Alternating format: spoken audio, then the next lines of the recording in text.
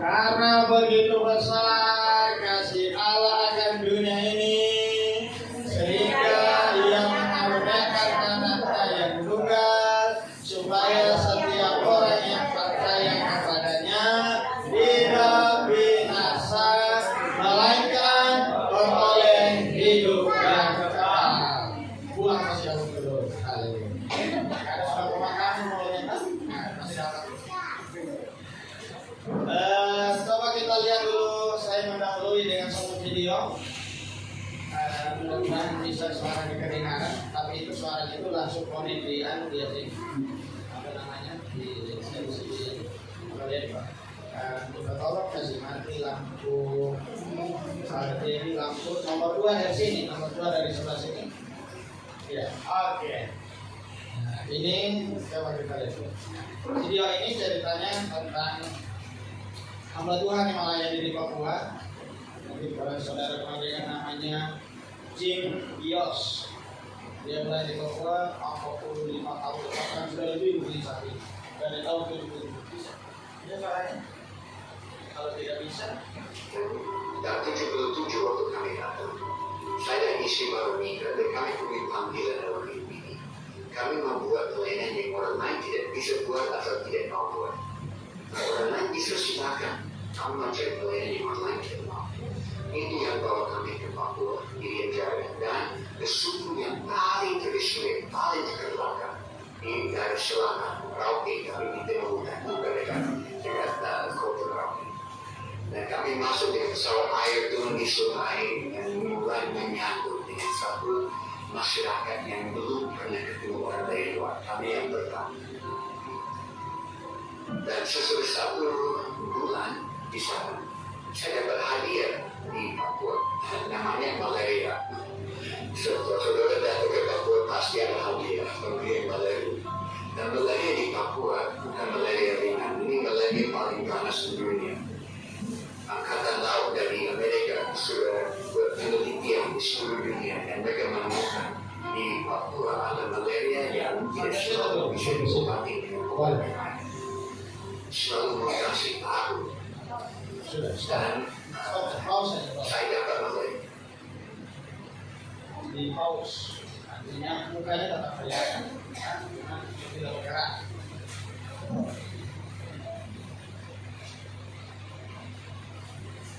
Dan kesilang kapan? Kesini saya makan.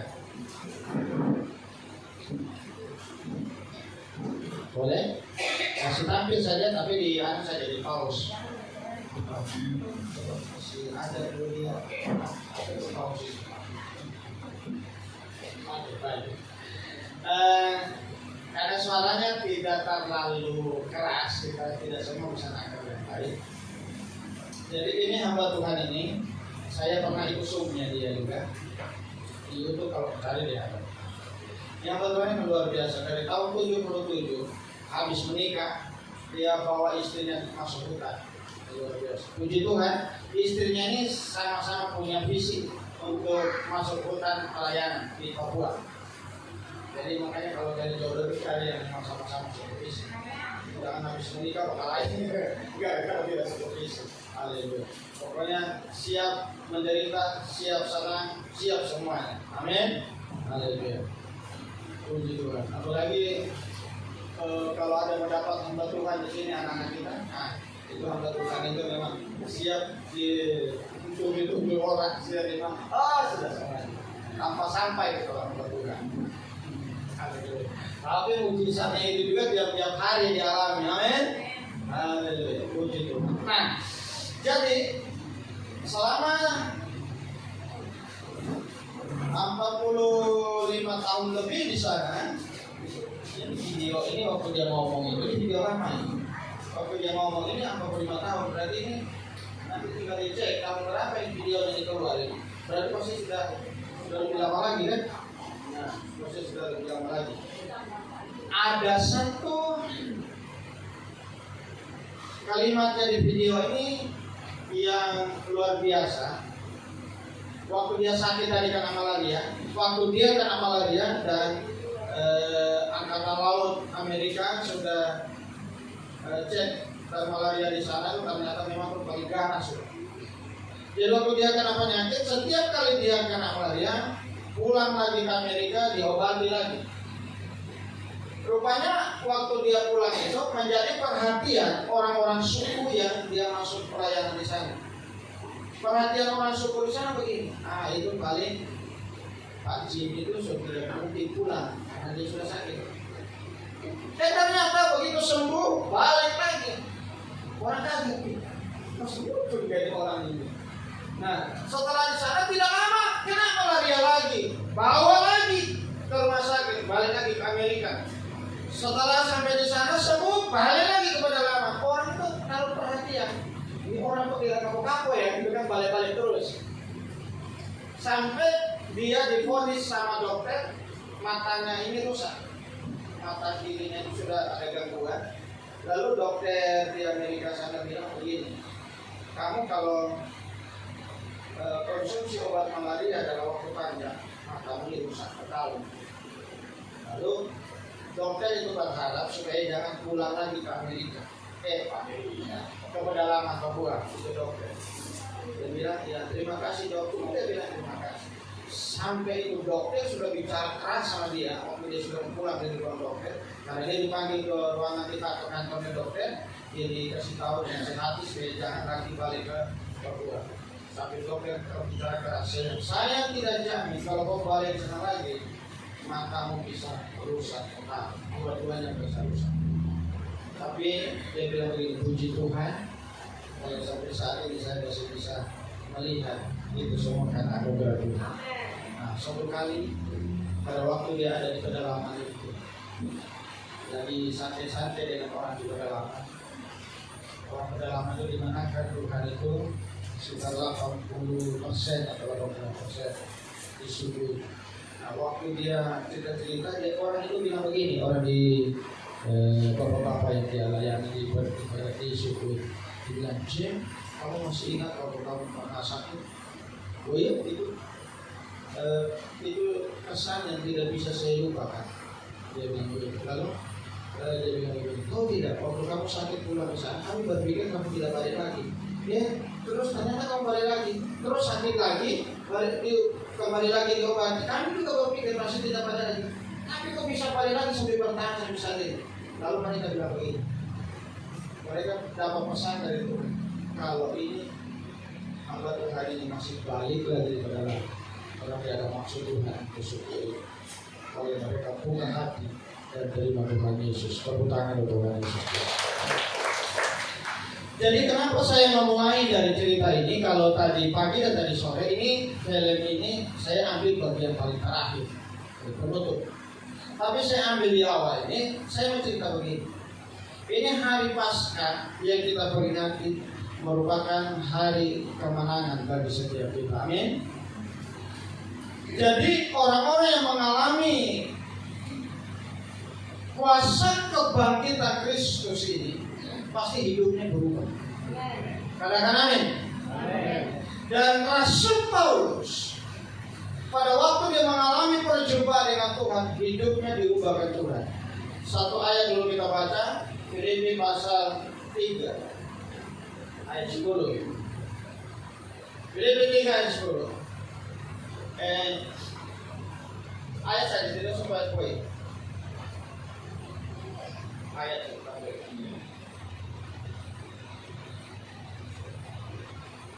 ya. Filipi 3 ayat 10 bilang begini, yang ku kehendaki ialah mengenal Dia dan kuasa kebangkitannya dan persekutuan dalam penderitaannya, di mana aku menjadi serupa dengan Dia dalam kematian. Waktu Jumat Agung kemarin, ini ayat yang sama saya bagikan. Saya ambil temanya itu di bagian terakhir itu, yaitu berbicara tentang mengalami kuasa kematian Kristus. Tapi hari ini saya akan berbicara kepada kita tentang bagaimana pengalaman Paulus. Ayatnya jangan di rubah-rubah, kasih tampil saya. Kalau saya belum suruh ganti, jangan ganti ya, supaya saya fokus ke ayat ini dulu. Nah. Jadi Paulus bilang begini, yang ku kehendaki. Coba sama-sama dulu bilang, yang ku kehendaki. Itu apa maksudnya?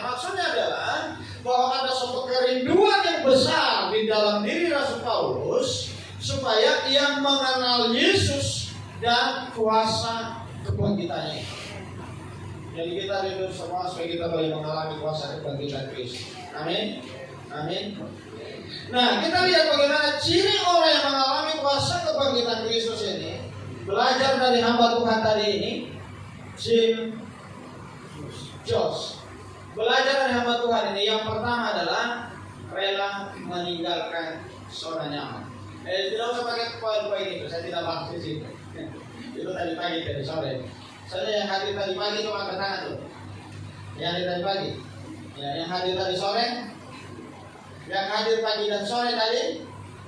Nah, jadi yang ingin tahu cerita yang tadi pagi dan tadi sore, yang tidak hadir pagi dan sore, nanti ceritakan sama Dora, saudara. Tapi kalau saudara buka di Facebook saya akan kasih masuk di Facebook nanti di situ supaya lebih mantap loh. Cari saja Facebook. Cuma saya kan ini Facebooknya saya lama-lama baru dengar lagi, baru muncul gitu kan. Cari saja Yosef SK Sabuna. Nah, itu orang meninggal di situ ada di dalam. Amin. Amin. Profil saya di situ. Foto profilnya kami bertiga gitu. Nah, saya juga berada dengan Yosef. Nah, jadi situ nanti saya akan buat di situ. Pulang dari sini sudah pasti dapat sudah. Jadi yang pertama adalah kenapa Paulus ini ada suatu kerinduan yang mendalam untuk mengenal dia ini kuasa kebangkitan. Kita tahu ceritanya Rasul Paulus ini seperti apa? Rasul Paulus ini adalah penjahat kelas K. Waktu dia sebelum bertobat, dia itu boleh dikatakan pembunuh berdarah dingin. Istilah pembunuh berdarah dingin itu lihat darah orang bercucuran itu di depan mata, itu dia tidak merasa kasihan. Ya. Orang kalau lihat orang berdarah itu kan dia ngeri begitu. Oh, Rasul Paulus dia lihat itu Stefanus dirajam dengan batu. Sampai Rasul Stefanus itu sampai mati di depan matanya. Waktu dia lihat itu, justru dia tambah semangat. Wah, bagus juga ini. Makin banyak orang kita kasih batu gitu. Karena begini, dia punya paham. Oh, sudah dijawab. Apa ini tidak lihat saya. Ya, kalau gini jelas saya. Ada mau foto-foto gitu kan. Jadi, lihat kan ini. Rasul Paulus ini memang luar biasa. Dia waktu sampai di mana cerita tadi? Nah, mantan dari sana juga. Bukan mantan pembunuh. Ayat saja. Jadi kita lihat sini Rasul Paulus ini mantan pembunuh berdarah dingin. Lalu dia lihat Stefanus mati. Dia tidak sia-sia, tapi dia malah tambah semangat untuk membunuh orang. Dia minta surat kuasa.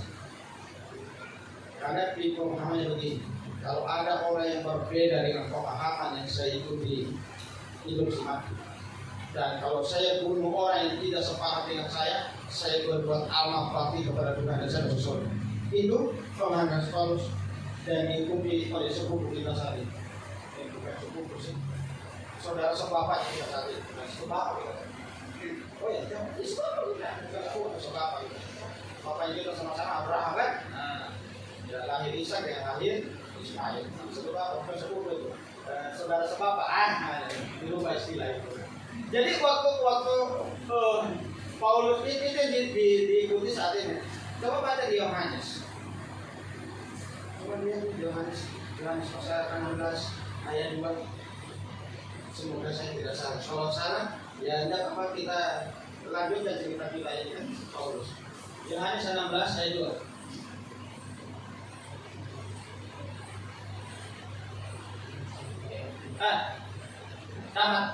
Coba baca sama-sama. 1, 2, 3. Kamu akan dikucilkan, bahkan akan datang saatnya bahwa setiap orang yang membunuh kamu akan menyangka bahwa dia apa? Coba lihat pada ayatnya.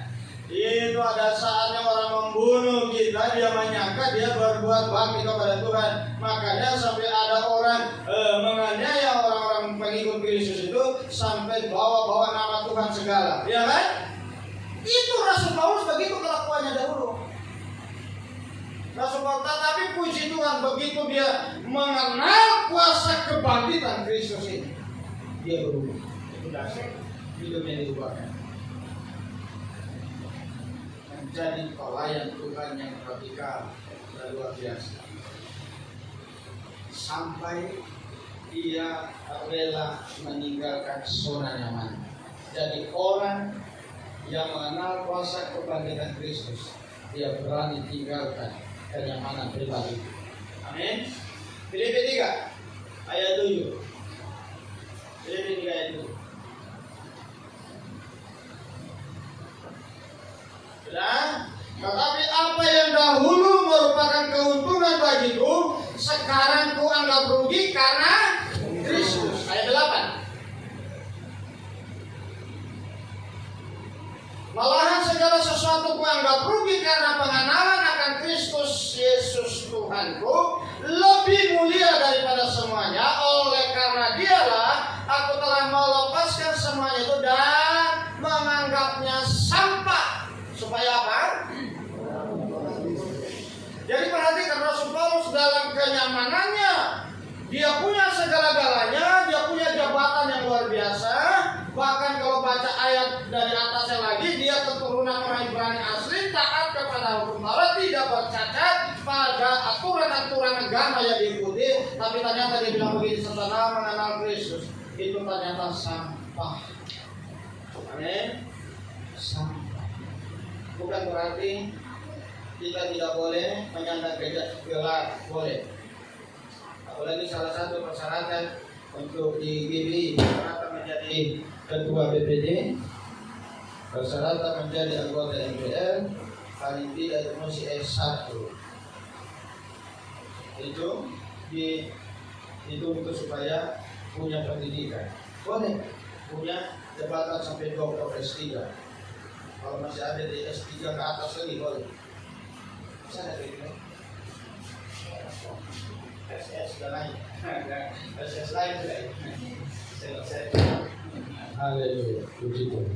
Jadi kita lihat Rasul Paulus dalam semua kebanggaan itu karena pengenalan akan Kristus, dia rela meninggalkan zona nyaman. Pendeta Jim tadi habis menikah, dia rela meninggalkan zona nyaman, masuk ke dalam pedalaman Papua demi Kristus. Amin. Jadi orang yang mengalami kuasa kebangkitan Kristus, dia tidak terikat dengan materi, harta benda, jabatan dan sebagainya. Dia tinggalkan semua kenyamanan itu.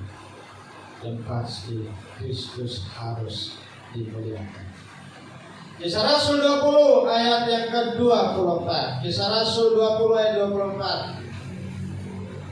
Kalau kita lihat Kisah Rasul 20 ayat 24, ini pernyataan Rasul Paulus ketika dia sudah mengalami Tuhan. Tetapi aku tidak menghiraukan nyawaku sedikit pun, asal saja aku dapat mencapai garis akhir dan menyelesaikan pelayanan yang ditugaskan oleh Tuhan Yesus kepadaku untuk memberi kesaksian tentang Injil kasih karunia Allah. Lihat Rasul Paulus sebelum kenal Tuhan dan sesudah kenal Tuhan Yesus. Sebelum kenal Tuhan Yesus, dia orang yang sangat radikal, ingin menghabisi orang-orang yang dianggap bertentangan dengan dia. Tetapi ketika dia mengalami kuasa kebangkitan Kristus, yang terjadi adalah nyawanya pun dia tidak hiraukan. Yang penting tugas dari Tuhan selesai. Amin. Semua tugas kita di dunia ini belum selesai dan Tuhan mempercayakan kepada kita masing-masing. Jadi jangan pikir cuma pendeta punya tugas itu. Tidak, setiap kita orang percaya punya tugas untuk menjadi saksi Kristus. Apakah engkau di sekeliling menjadi saksi Kristus atau tidak? Atau ketika engkau datang di situ orang malah lari semua? Kemana lagi dia? Kita menyingkir. Kemana lagi dia? Sembunyi memang barang berharga. Coba. Karena kalau setiap datang ke rumah kosong kita ada saja bilang, saya dolar piring. Kalau tidak ada suka ada suka yang nasi itu lagi. Ada seorang anak Tuhan, anaknya Roni Patri Pasaran, itu sekarang jadi hamba Tuhan. Saya lupa namanya, jadi hamba Tuhan sekarang. Itu waktu dia narkoba, itu pokoknya orang narkoba dulu memang pengaruhnya belum menderita. Dan begini, pertama kan dia cuma dikasih sama temannya. Waktu dikasih sama temannya, itu gratis. Tapi begitu temannya dia sudah ketagihan, dia mau minta lagi, mesti bayar. Gitu. Betul-betul dia harus berusaha cari uang untuk beli barang itu. Pokoknya dia berjuang, apakah dia menipu atau mencuri, bagaimana caranya dapat uang, sampai itu uangnya diberangkas orang tuanya itu tidak aman. Dia biar berangkas itu berapa tidak aman, bisa dia buka. Lalu orang tuanya bilang begini, hal yang paling aman, sesuatu yang paling aman itu yang dianggap orang tuanya itu adalah di kantong baju atau kantong celana ketika digantung di belakang pintu. Kan tidak ditulis sih. Dia bilang ternyata tidak dapat juga. Itu tidak dapat juga. Sampai cincin kawin, ini kayaknya baterai lagi mulai suara. Sampai cincin kawinnya itu orang tuanya dijual sama mereka. Itu anak itu cowok. Bukan cuma itu, satu kali orang tuanya keluar rumah, apa yang terjadi waktu orang tuanya keluar rumah? Itu dia butuh uang, dia open house. Open house-nya bukan apa-apa. Itu pokoknya barang di rumah semua dia lelang. Dia panggil teman-teman, saya jual barang murah gitu. Kami sudah mau pindah, berbohongnya itu. Dengan orang tua tidak. Sampai cooker masih ada nasi yang masih panas-panas. Itu kesaksian.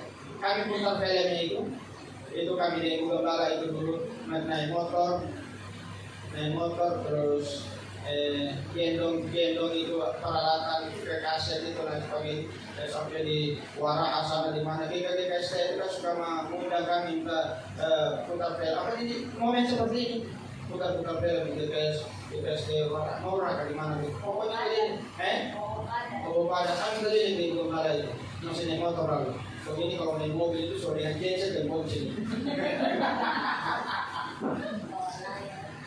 Itu genset sekarang sudah rusak. Dia terakhir pernah dipakai di sini genset itu karena sudah rusak lama sekarang. Itu film itu kami putar itu banyak orang di Jawa dilawat oleh Tuhan, dijamah oleh Tuhan. Itu betul-betul orang ini ketika mengalami berjumpa dengan. Jadi waktu itu dia bilang begini. Waktu sudah sadar kan dia dicintai terus. Saya ini orang yang paling berdosa. Kira-kira Tuhan masih mengampuni saya gitu. Ini saya tidak tahu. Tahu ada apa mentornya bilang begitu. Kalau tidak salah namanya Jerry gitu ya. Jerry. Ada Jerry di sini. Cuma itu nggak tahu. Jadi dia bilang begini. Jerry, seandainya di dunia ini cuma kau satu-satunya orang berdosa, Tuhan Yesus itu tetap datang menyelamatkan kami dan mati di kayu salib. Dan dia mendapat kekuatan saat itu. Betapa berharganya saya di mata Tuhan. Amin. Kita semua berharga di mata Tuhan. Jadi kita lihat orang-orang seperti dapat akhirnya kalau melihat kesaksian ini dan dia menyerahkan sepenuhnya hidup beliau sampai sekarang kalau tidak salah berlalu di sana. Yang lain ada di YouTube ya saya luar biasa. Jadi kita lihat ciri orang yang mengalami kuasa kebangkitan Kristus, kesalahan semua dilepaskan, kebanggaan semua dilepaskan, semua pencapaian itu tidak ada arti tanpa Kristus. Haleluya. Yang terakhir, ciri yang terakhir orang yang mengalami kuasa kebangkitan ini, dia dipenuhi dengan kuasa Tuhan. Markus 16.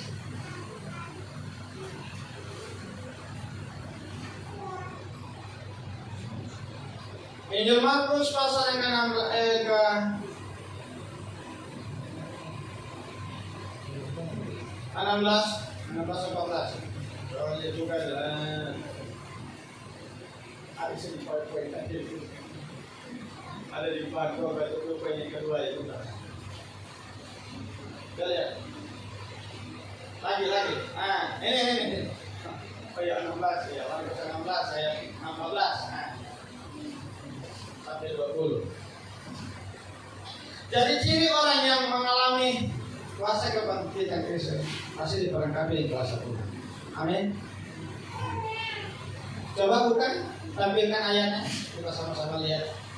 Ini dahsyat dulu. Jadi saya berdoa, saudara semua terima kuasa dari Tuhan. Amin. Terima kuasa dari Tuhan. Akhirnya, ia menampakkan diri kepada ke-11 orang itu ketika mereka sedang makan, dan ia mencela ketidakpercayaan dan kedegilan hati mereka. Oleh karena mereka tidak percaya kepada orang-orang yang telah melihat dia sesudah kebangkitan. Ini murid-murid yang berkumpul itu ada banyak orang-orang, bukan cuma murid-murid dari yang lain. Itu sempat dicela mereka karena kedegilan hati. Lalu ia berkata kepada mereka, pergilah ke seluruh dunia, beritakan Injil kepada segala makhluk. Lanjut, siapa yang percaya dan dibaptis akan diselamatkan, tetapi siapa yang tidak percaya akan dihukum. Nah, puji Tuhan. Siapa yang percaya itu tugas mereka. Siapa yang percaya, nanti boleh juga baca di Matius pasal 28 ya.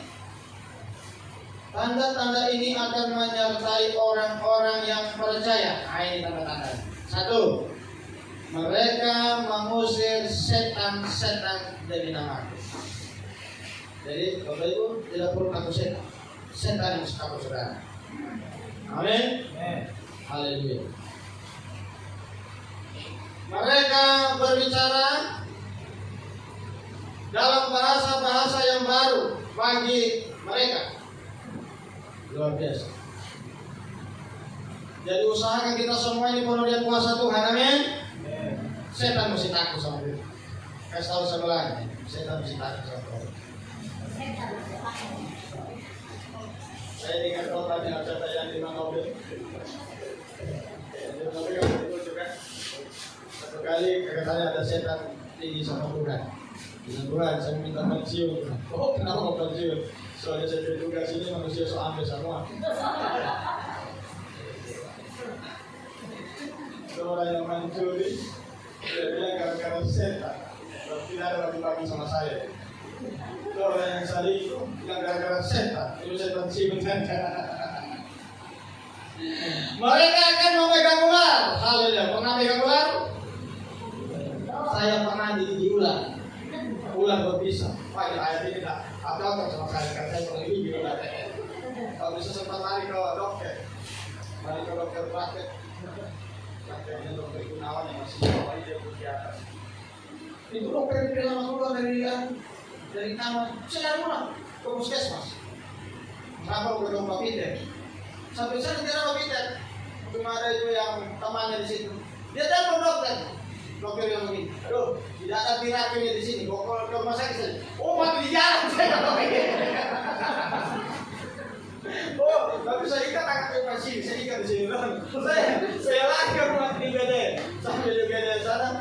Aduh, saya sekali-kali ini di puskesmas juga. Doang di orang lain. Oh, saya di sini, Pak. Saya di Pak. Oh, belum ada bekas. Sudah mulai tidur.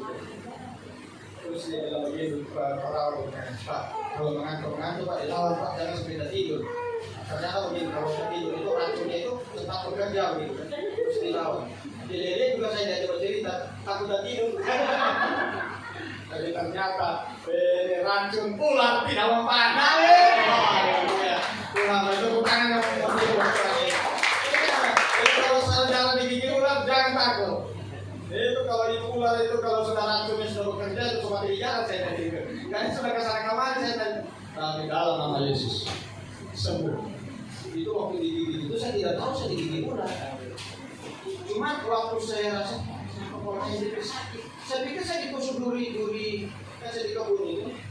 Duri kenau itu kan, kalau kenau pohon sehok. Tapi saya belum tiba-tiba paras.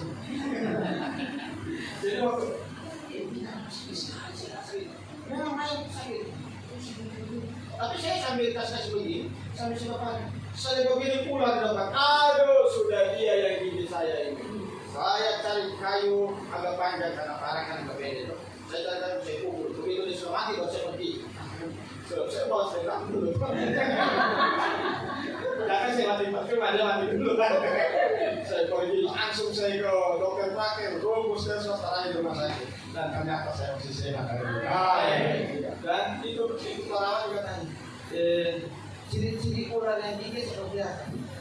Saya bilang kepalanya segitiga, baru ada ekor yang merah. Oh, ular berbisa ini. Setiap saya ular bisa. Jadi kenapa tidak dibawa kemari ular? Maksudnya mau dia kadang bagaimana mau bawa ular ini kemari?